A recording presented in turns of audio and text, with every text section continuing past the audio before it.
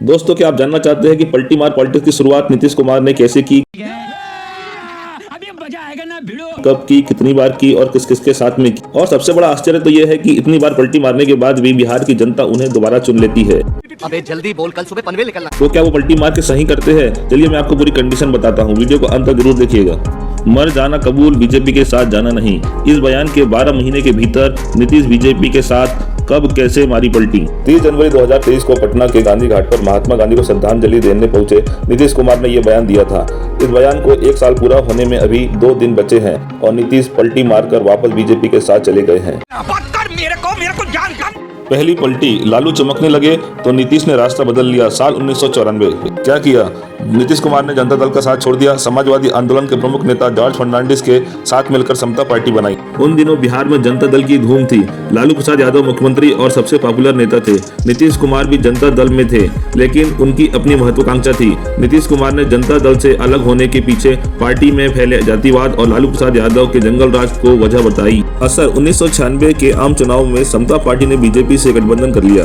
साल 2003 में नीतीश कुमार की समता पार्टी और शरद यादव की जनता दल का विलय करके नई पार्टी जनता दल यूनाइटेड का गठन किया गया। जेडीयू और बीजेपी का गठबंधन भी बना रहा। इस दौरान नीतीश 3 बार मुख्यमंत्री बने। चीटिंग करता है तो दूसरी पलटी, नरेंद्र मोदी का वर्चस्व बढ़ा तो बीजेपी से नाता तोड़ लिया। क्या किया? नीतीश कुमार ने बीजेपी से 17 साल पुराना गठबंधन तोड़ लिया और 2014 लोकसभा चुनाव अकेले लड़ने का फैसला किया।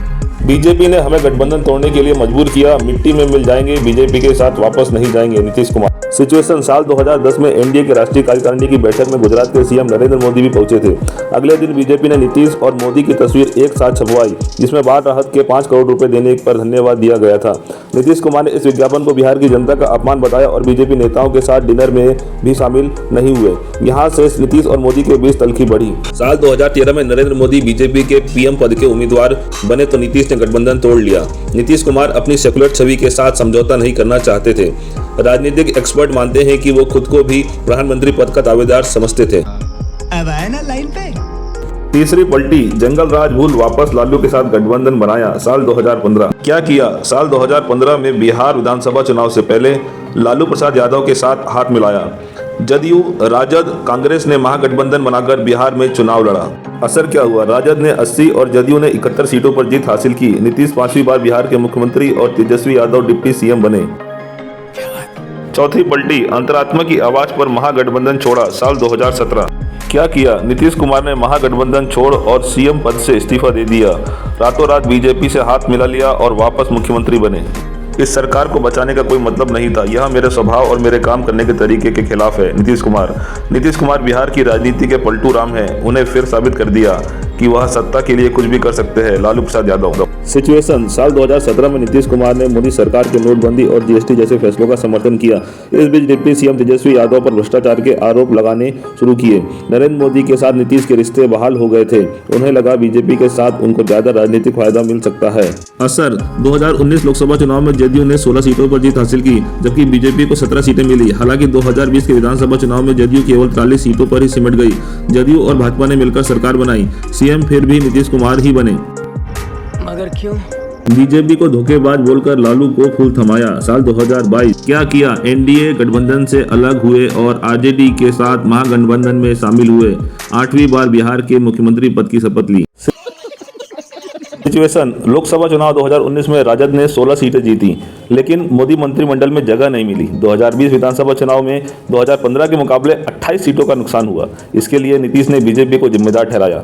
साल 2020 विधानसभा चुनाव में कम सीटें मिलने से नीतीश निराश थे। उन्हें आशंका हुई कि बीजेपी उनकी पार्टी को कमजोर कर रही है।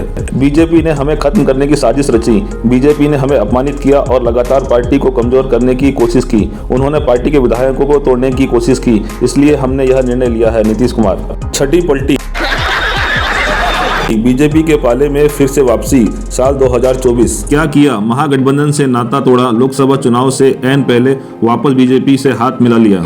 सिचुएशन, 13 दिसंबर को नीतीश कुमार ने कहा था कि 2025 का चुनाव तेजस्वी के नेतृत्व में लड़ेंगे। माना जा रहा है कि उन पर तेजस्वी के लिए सीएम पद को छोड़ने का दबाव बनाया जा रहा था। राम मंदिर प्राण प्रतिष्ठा के बाद बीजेपी के पक्ष में हवा बनती दिख रही है। 2024 लोकसभा चुनाव में नीतीश कुमार नहीं चाहते कि उनके सांसदों की संख्या घटे। दोस्त, जनता माफ नहीं करेगी।